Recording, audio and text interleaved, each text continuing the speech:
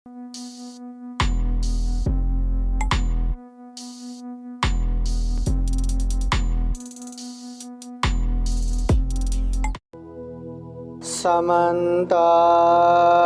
चक्रवालेषु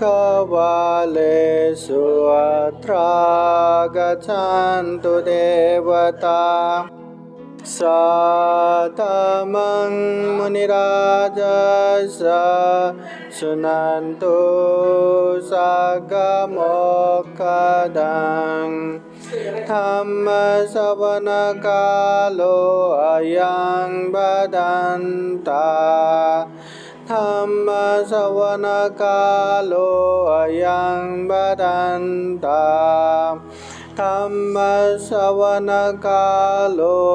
अयं भदन्ता नमो तस्सा भगवतो अरहतो सम्मा सम्बुद्दस्सा नमो तस्सा भगवतो अरहतो सम्मा सम्बुद्दस्सा नमो तस्सा भगवतो अरहतो सम्मा सम्बुद्दस्सा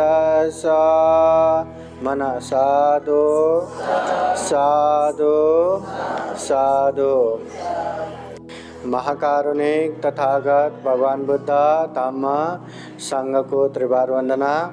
परम पूजनीय बोधिसत्व डॉक्टर बाबा साहब अम्बेडकर, यहाँ उपस्थित पूजनीय भिक्षु संघ और वंजारे संपूर्ण श्रद्धा संपन्न बुद्धि संपन्न उपासक उपासिकाएं,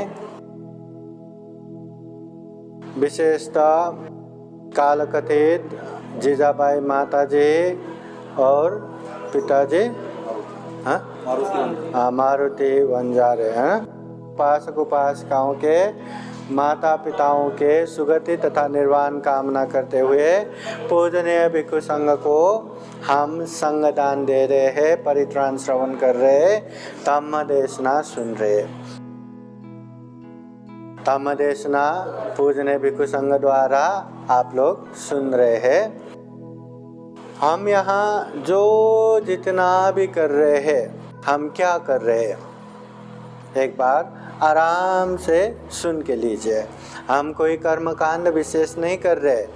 अगर समझ में आए तो हम बहुत बड़ा पुण्य कार्य कर रहे हैं, समझ में ना आए तो बस कर्मकांड, कोई अमुक व्यक्ति मर गया था, उन्होंने ऐसा किया था, हमारे समय में भी ऐसा ही करना है और भविष्य में भी ऐसा हुआ तो ऐसा ही करना है, परंपरा से चला है, एक कर्मकांड जैसा ही होता है। तो इसलिए समझ के लिए लीजिए हम क्या कर रहे हैं। उससे पहले आप लोगों का ध्यान अच्छे से धम्म देशना में आए, इसके लिए छोटा सा एक कहानी गोष्ठी सांगतो। सबसे पहले एक कहानी बताता हूँ। महाकारुणिक तथागत बुद्ध के सामने एक शुभ नामक मानवक आके बुद्ध से पूछता है, भगवान इस दुनिया में इंसान इंसान होके भी एक समान क्यों नहीं है? एक समान है क्या? हाँ, कोई गरीब है, कोई धनाढ्य है, कोई दिखने में कितना खूबसूरत है, कोई दिखने में घिनौना है, कोई बलवान है, कोई कमज़ोर है, कोई उच्च कुल में जन्म होता है, किसी के पास खाने पीने कोई कुछ भी नहीं है, कोई एकदम विद्वान है, कोई मूर्ख अज्ञानी है, कोई एकदम दीर्घायु है, लंबे समय तक जीता है, कोई अल्पायु है, माँ के पेट में जन्म होते ही बालक समय में गुजर जाते हैं। तो इंसान इंसान होके एक समान क्यों नहीं है? उन समय तथागत बुद्ध कहते हैं, सब्बे सत्ता कम सका, ये जो भी हो रहा है, जितना भी हो रहा है, कर्म की वजह से। कर्म बोले तो अपना काम, काम बोले तो जो हम शरीर से करते हैं, जो वाणी से बोलते हैं, जो मन से सोचते हैं। हाँ, ये कर्म दो प्रकार का है। अच्छा काम करते हैं तो कुशल कर्म, बुरा काम करते हैं तो अकुशल कर्म। जो अच्छा करते हैं उसको अच्छा ही परिणाम आता है, जो बुरा करते हैं उसको बुरा ही परिणाम आता है। इसलिए इस दुनिया में जो जैसा भी हो रहा है, इंसान तो इंसान है, मगर इंसान में कोई अच्छा, कोई बुरा, कोई ऊंच, कोई नीच, ये जितने भी हो रहा है ना, इसका कारण क्या है? खुद का ही कर्म है, खुद का ही। उसने अच्छा किया तो उसको अच्छा मिला, उसने बुरा किया तो बुरा मिला। हाँ, तो सब्बे सता कर्म सकाए, कर्म की वजह से ही हो रहा है। कर्म दाया था, कर्म ही हमारा अंशियार है, भागीदार है। कर्म योनि, कर्म की वजह से ही जन्म होता है। कर्म बंधु, कर्म ही अपना बंधु है। हाँ, कर्म पति शरणा, कर्म ही हमारा शरण है। यं कर्मं करि संति कल्याणं वा पापकं वा तस् दायादा भविष्यन्ति। जैसा कर्म हम करते हैं, चाहे अच्छा करो या बुरा करो, उसका भागीदार हम ही होता है। इसलिए तथागत बुद्ध कहते हैं, अत्ताई अतनो नाथो कोई नाथो परस्या। हम खुद के मालक खुद ही है, हमारे कोई मालक नहीं है। अतमला संगा अपने घर में पूजने भिक्षु संघ यहाँ आए हैं, ये पुण्य है कि पाप है? पूजने भिक्षु संघ को भोजन दान दे रहे, ये पुण्य है कि पाप है? पुण्य है। ये हम धम्म देशना सुन रहे, ये पुण्य है कि पाप है? पुण्य है। और इतने पुण्य कार्य में भी अगर आप लोग यहाँ बैठे हैं, कोई सो के बैठा है, या कोई मन में ये करना है वो करना है करके एकदम दूसरी ही बातें सोच के बैठते हैं, या कोई मन में अरे कब खत्म होगा करके एकदम मन में चिड़चिड़ापन आ रहा है, या ये कराइचो ते कराइचो, इधर उधर बेचैनी हो रहा है, तो पुण्य हो गया क्या?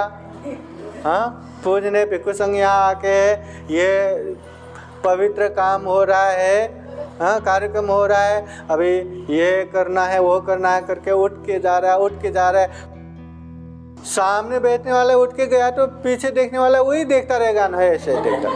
हाँ, तो फिर ध्यान तो इधर उधर हो गया ना, फिर धम्म देशना में मन जाएगा क्या? हाँ, तो पुण्य हो गया क्या? इसलिए हम खुद के मालिक खुद ही है। ऐसे तमाम परिस्थितियों में भी आराम से हमें कभी कभी भंते जी मिलता है। आज हमारे भाग्य पूजने भिक्षु संघ यहाँ पे पधारे हैं, हम अच्छे से धम्म देशना सुनेंगे, चाहे कैसा भी हो। मैं धम्म देशना सुन के बैठूंगा करके ध्यान से धम्म देशना सुना, तो वो खुद के मालिक खुद ही है, खुद ही पुण्य कर रहा है। नहीं अभी आया तो आया, जाएगा भी ना। हाँ, ऐसे ही वो कर्मकांड तरह आएगा, करेगा, अपना काम करेगा, फिर जाएगा, हम मस्त खाना खाएंगे, चले जाएंगे। इतना ही करके आए तो पुण्य हो गया क्या? हो गया नहीं ना। इसलिए समझ के लेना चाहिए। अभी हम ये तमाम चीज़ें जो कर रहे, ये क्या कर रहे, हम संक्षिप्त में जान लेंगे। सबसे पहले पूजनीय भिक्षु संघ आए, हमने अच्छे से फूल डाल के सत्कार किया। हाँ, तथागत बुद्ध कहते हैं, पूजा च पूजनीयानं ये तंग मंगलम उत्तम। पूजनीय व्यक्ति को पूजा करना बोले तो स्वागत सत्कार करना, ये मंगल है, पुण्य है। अभी पूजनीय व्यक्ति बोले तो अपनों से बड़े, चाहे उम्र में हो, चाहे शिक्षा में हो, चाहे अनेक ओहदा में हो, कैसे भी अपनों से बड़े को सम्मान करना, या जन्मदाता माता पिता की सम्मान करना, या मरने के बाद भी ऐसे पुण्यतिथि करके पुण्यानुमोदन करना, ये पूजनीय व्यक्ति का पूजा है, सत्कार है। तो ये करना तो मंगल ही है, पुण्य ही है। और उसके बाद पूजनीय भिक्षु संघ को भोजन दान दिया। उस समय भी कहा कि भोजन केवल वो खाना ही नहीं परोस रहे, उसके साथ साथ हमने आयु वर्ण सुख बल प्रज्ञा दान दे रहे, और वो भी पूजने भिक्षु संघ को दान देना बोले तो बहुत बड़ा पुण्य रहता है। जब तथागत बुद्ध होने के बाद सबसे पहले अपने राज्य कपिल वस्तु में गए ना, उनके माँ के बाद माँ की सर का माँ जैसे पालन पोषण करने वाला महामाया देवी ने, मेरे पुत्र बुद्ध बन के आए हैं, मैं उनको क्या दूं। अभी धन संपत्ति ये वो उनको ज़रूरत नहीं है, बड़े सामान वो तो कोई भी दे सकता है, मैं उनके माँ हूँ, मैं क्या दूँ। फिर अपने हाथों से या अपने ही निगरानी में कपास से धागा बना के, धागे से कपड़े बना के, कपड़े से चीवर बना के, चीवर को रंग लगा के एकदम अच्छे से चीवर तैयार करके बुद्ध को दान देने के लिए गया। उन समय तथागत बुद्ध भी अपने माँ को ज्यादा पुण्य मिले और संघ का गौरव हो, इसलिए अपने माँ को बोलते हैं प्रजापति ये चीवर संघ को दान दो। संघ को दान दिया तो बुद्ध भी पूजित होंगे।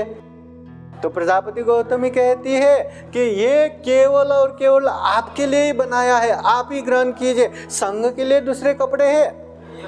तथागत बुद्ध कहते हैं प्रजापति संघ को दान दो। संघ को दान दिया तो तथागत बुद्ध भी पूजित हो जाएंगे।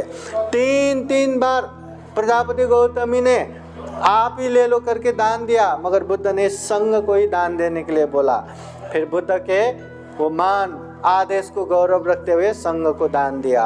बुद्ध कहते हैं संगे दिनम महफलम, संघ को दान देना बोले तो महान फलदायी है। अनुतरंग पुण्य खेतंग लोकस, जिस तरह हम खेत में कोई अन्न रखते हैं ना, उससे ज्यादा फल आते हैं, मगर दुनिया में पुण्य रूपी अनुपम खेत समान बोले तो ये संघ है, भिक्षु संघ। थोड़ा भी दान दे के बहुत ज्यादा पुण्य मिलता है, इसलिए ऐसे संघ को हमने भोजन दान दिया। ये अच्छा है कि बुरा है? अच्छा है, पुण्य है। और उसके बाद हमने बुद्ध धम्म संघ को प्रणाम करते हुए पंचशील पालन किया, प्रार्थना किया कि कैसा भी हो 5 शील को अच्छे से पालन करेंगे, किसी को हिंसा नहीं करेंगे, चोरी नहीं करेंगे, व्यभिचार नहीं करेंगे, झूठ नहीं बोलेंगे, नशा पता सेवन नहीं करेंगे। ऐसा हमने शील प्रार्थना किया। ये अच्छा है कि बुरा है? बाद में पता नहीं आप लोग पालन करेंगे नहीं करेंगे, मगर जितने समय तक यहाँ कार्यक्रम हो रहा है आप लोगों को ये शील बिगाड़ने का मौका है क्या? कहीं जाके किसी को मार सकते हैं, कहीं जाके किसी का चोरी कर सकते हैं, कहीं किसी को व्यभिचार कर सकते हैं, कहीं झूठ बोल सकते हैं, हाँ, कहीं दारू वारू नशा पता सेवन कर सकते हैं क्या? नहीं। बाकी समय में पालन करेंगे, बहुत अच्छा है, पालन भी करना चाहिए, मगर ये समय में आप लोग अच्छे से पालन कर रहा है तो ये पुण्य है कि पाप है? ये भी पुण्य है। फिर उसके बाद हमने बुद्ध धम्म संघ के अनंत गुण धम्म और आशीर्वाद से भरा हुआ परित्राण पाठ सुना, और परित्राण पाठ भी पूजने भिक्षु संघ द्वारा ये परित्राण पाठ सुना। परित्राण बोले तो बुद्धवाणी, एक एक परित्राण का भी बहुत बड़ा मेहनत, बहुत बड़ा फल रहता है, अनुभव रहता है। जैसे तथागत बुद्ध के समय में वैशाली राज्य में, वैशाली नगर में बहुत बड़ा दुर्भिक्ष हो गया, अनिकाल हो गया। अनिकाल होने से वहाँ अभी खेती नहीं हो रहा है, बारिश नहीं हो रहा है, तो वहाँ कोई अन्न नहीं आ रहा है, तो लोग भूखा ही मरने लगा। और मरने लगा तो वो यहाँ वहाँ पड़े रहने से, जैसे कोरोना में मर गया ना, हाँ, लाश जलाने की जगह तक नहीं, नदी में फेंक रहा है, रास्ते में फेंक रहा है, तो उससे अनेक दुर्गंध फैल के महामारी फैल गया। तो महामारी फैल के ज्यादा मरने से वहाँ अमनुष्य भय भी होने लगा। इस तरह दुर्भिक्ष भय, रोग भय, अमनुष्य भय, ये 3 भय वहाँ बहुत तेज हो गया। ऐसे समय में वैशाली नगर के लोग अब क्या करूं, कहीं दोष तो नहीं हुआ, कोई देवता क्रोधित तो नहीं हुआ करके अनेक पूजा किया, नहीं हुआ, अभी क्या करूं। बाद में तथागत बुद्ध के पास ये विनती लेके आया, तो तथागत बुद्ध ने अपने सेवक भिक्षु आनंद को ये रतन सुत यानी द भूतानि समागतानि पुम्मानि वा यानि व अंत लिखे, ये रतन सुत्ता जिसमें बुद्ध रत्न, धम्म रत्न, संघ रत्न के अनेक गुण धम्म है, ऐसे रतन सूत्र तथागत बुद्ध ने आनंद भंते को सिखाया। आनंद भंते वैशाली नगर में जाके वो नगर को चारों ओर परित्राण, ये जल छिड़कते परित्राण पाठ किया। तो पहले राउंड में वहाँ दुर्भिक्ष भय खत्म हो गया, अनिकाल खत्म हो गया, बारिश होने लगा। दूसरे राउंड में वो अनेक तरह से जो महामारी फैल गया था वो महामारी खत्म हो गया। तीसरे राउंड में जितने भी अमनुष्य भय है वो भी खत्म हो गया। ये रतन सूत्र मतलब बुद्ध धम्म संघ के इतना गुण धम्म और आशीर्वाद रहता है, इतना प्रभाव रहता है। जैसे हमने एक करणीय मैत्य सूत्र पाठ भी किया। ये मैत्य सूत्र बुद्ध के समय में 500 भिक्षु लोग ध्यान भावना करने के लिए बुद्ध से ध्यान सीख के एक गांव में जाते हैं। एक गांव के पास में जंगल में पेड़ के नीचे वहाँ ध्यान करने लगते हैं। अभी बनते लोग तो शीलवान रहता है, गुणवान रहता है, तो शीलवान होने की वजह से वृक्ष देवता जो पेड़ के ऊपर रहने वाले वृक्ष देवता ऊपर ऊपर नहीं रह पाए, नीचे नीचे ही रहना पड़ा। तो बनते लोग अभी जाएंगे, कल जाएंगे, परसों जाएंगे करके वो लोग सह के बैठा, मगर जाने की कोई बात ही नहीं हो रहा है। तो उन लोगों को लगा ये वर्षावा 3 महीना यहीं रुकेगा, चलो अभी भगा देते। अभी कैसे भगाऊं? तो ध्यान को भंग करने लगा, अनेक डरावना रूप दिखाने लगा, अनेक डरावना शब्द निकालने लगा, अनेक तेज तेज गंध फैलाने लगा। तो ध्यान करते करते ऐसे आवाज, ऐसे दृश्य और ऐसे गंध से ध्यान नहीं बैठ पाए, मन में डर होने लगा, क्या करूं क्या करूं।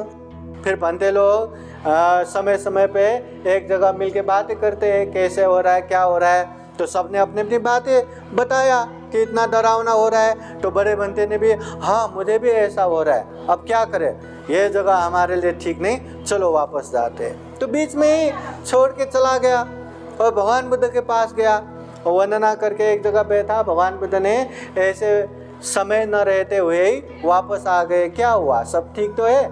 तो सब ने बताया वो जंगल में तो इतना डरावना रूप, इतना भयावह शब्द ऐसे ऐसे होता है, हम तो वापस आ गए।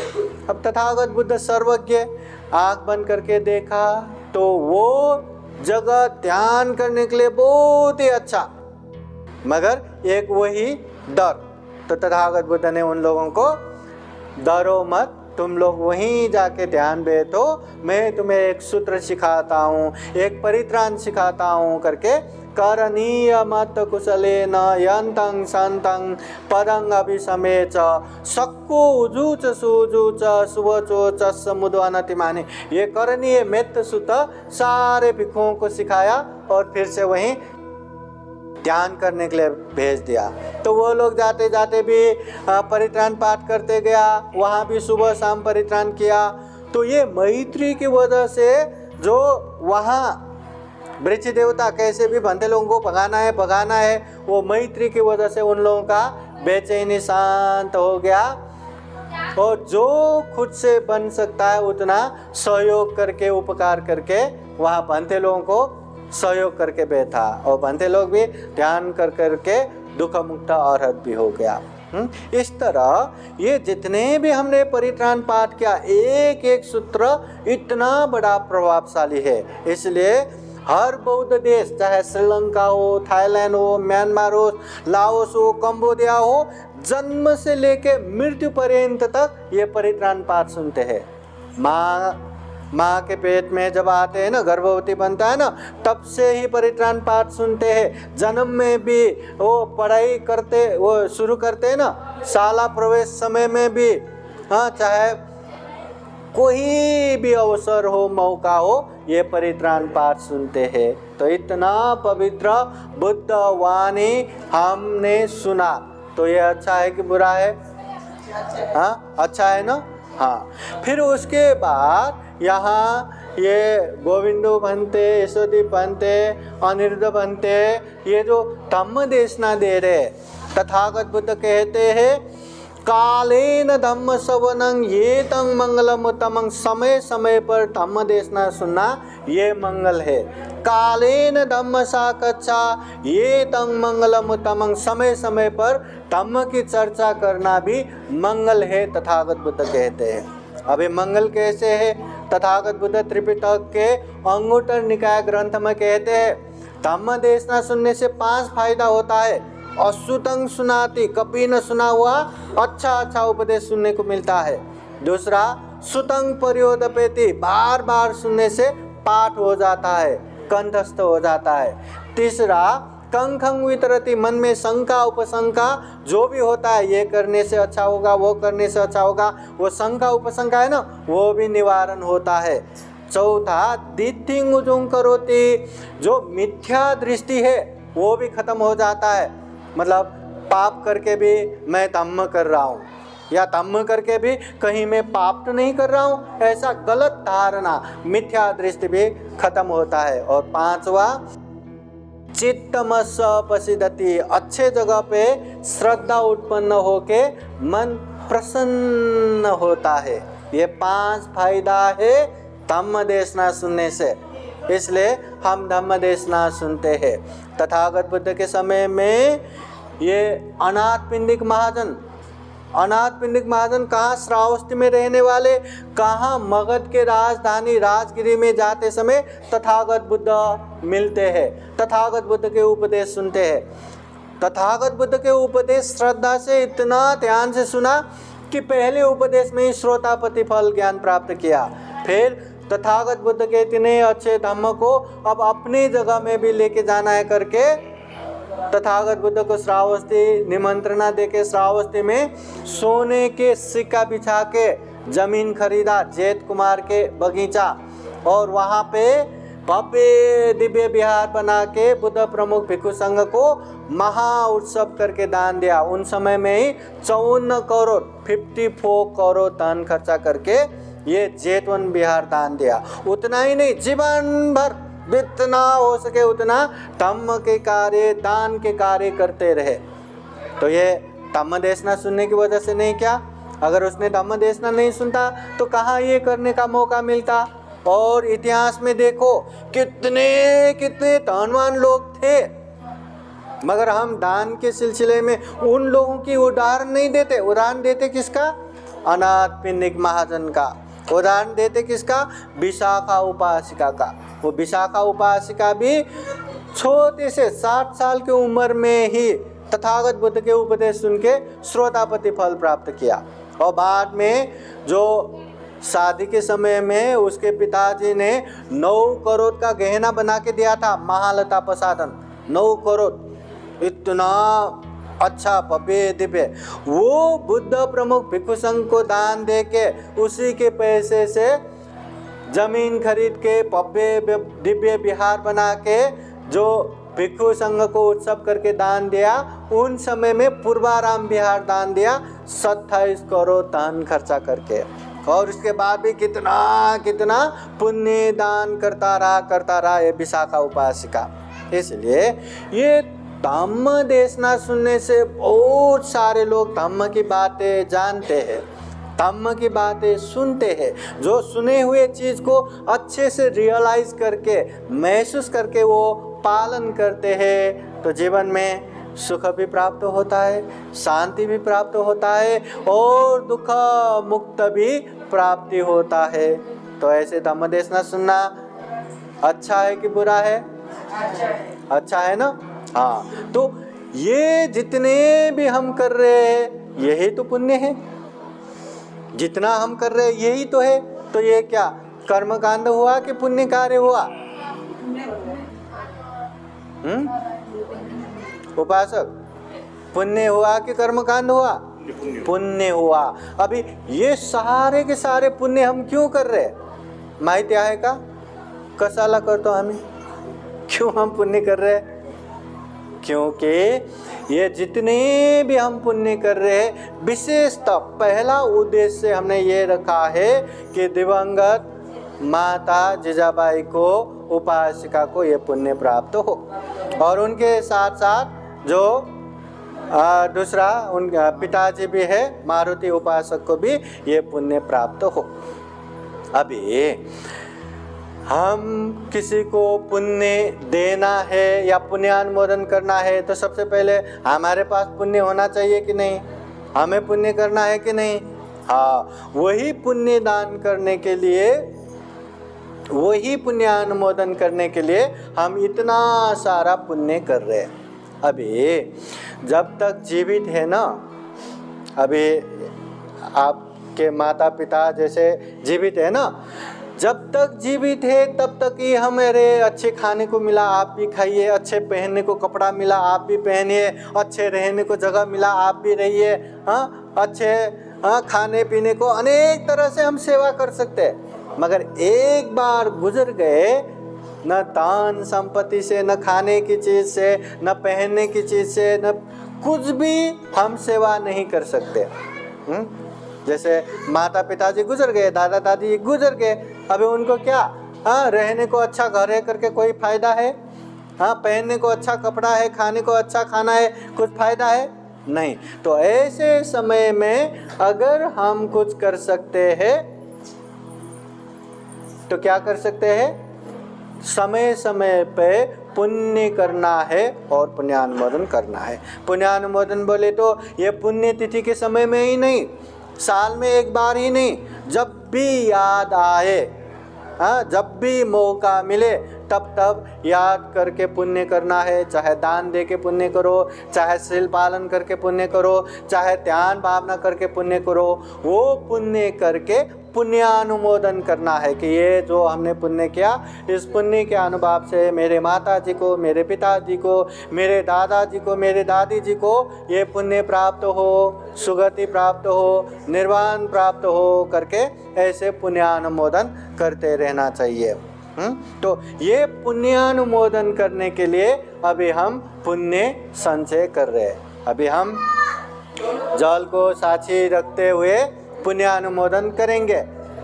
ये जरा लीजिए, आप भी सामने आइए। अभी जितने भी हमने पुण्य किया, पुण्य संचय किया, चाहे भोजन दान दे के हो, शील प्रार्थना करके हो, परित्राण श्रवण करके हो, दान दे के हो, या धम्म देशना सुन के हो, जितना भी वो पुण्य किया, इस पुण्य के अनुभव से दिवंगत माता पिता को ये पुण्य प्राप्त हो करके जल को साक्षी रखते हुए हम शरीर से, वाणी से और मन से भी ये पुण्य अर्पण कर रहे हैं। अभी यहाँ एक तांबे में वो पानी भर के रखा है और एक छोटा वाती है और दूसरा बड़ा प्लेट है। ये पानी सबसे पहले वाती में डालना, इसका मतलब ये है कि विशेष रूप से माता पिता को ये पुण्य प्राप्त हो। और वो पुण्य, वो पानी भर के दूसरे बड़े वाती में भी भर जाता है ना, बर्तन में भी। ये दिवंगत हुए सिर्फ माता पिता ही नहीं, कितने कितने दिवंगत हो चुके अपने बंधु परिवार में, जो हम जानते, जो नहीं जानते, वो तमाम दिवंगत लोगों को भी ये पुण्य प्राप्त हो, ये पुण्य द्वारा उन लोगों को सुगति प्राप्त हो, निर्वाण प्राप्त हो करके पुण्यानुमोदन करना है, जल को साक्षी रख के। अभी ये जो हम पुण्यानुमोदन करेंगे, ये पुण्य उनको प्राप्त हुआ करके हमें थैंक यू कहने आएगा क्या? नहीं। पुण्य हमें नहीं मिला, वंस मोर, फिर एक बार भेजो, ऐसा बोलेंगे क्या? नहीं। पर ये पुण्य अगर उन लोगों को आवश्यकता रहा तो निश्चित रूप से ये पुण्य उन लोगों को मिलता है। अगर पुण्य आवश्यकता नहीं भी रहा, जो हमने पुण्य किया है ये हमारे में ही रहेगा। ये वो तांबे का पानी खाली हुआ जैसा हमारा सारा पुण्य खाली नहीं होता। जितना हम पुण्य दान करेंगे उतना और पुण्य बढ़ेगा। इसलिए जल को साक्षी रख के अभी पुण्यानुमोदन करना है। पीछे पीछे वाले हाथ जोड़ के बैठना है और नज़दीक वाले एक दूसरे को हाथ लगा के बैठना है। धीरे धीरे जल को रखना है। इदंगो न्यातिनं होतो सुखिता वन्तु न्यातयो एतावता चाम्येहि संपदं पुण्य संपदं सभ्ये देवानुमोदन्तु सर्व संपत्ति सिद्धिया एतावता चाम्येहि संपदं पुण्य संपदं सभ्ये सत्तानुमोदन्तु सर्व संपत्ति सिद्धिया एतावता चाम्येहि संपदं पुण्य संपदं सभ्ये भूतानुमोदन्तु सर्व संपत्ति सिद्धिया एचितं भाचितं दुय्यं क्षिपमेव समेजतो सापे पूरेन्दुचित्तसङ्कल्प छन्दोपन्नरसो यथा मणिज्योतिरसो यथा साधु साधु साधु बुद्धं नमामि धम्मं नमामि संघं नमामि। सुखी हो, मंगल हो, कल्याण हो। साधु साधु साधु। बुद्धं नमामि, बुद्ध को नमन करता हूँ। धम्मं नमामि, धम्म को नमन करता हूँ। संघं नमामि, संघ को नमन करता हूँ।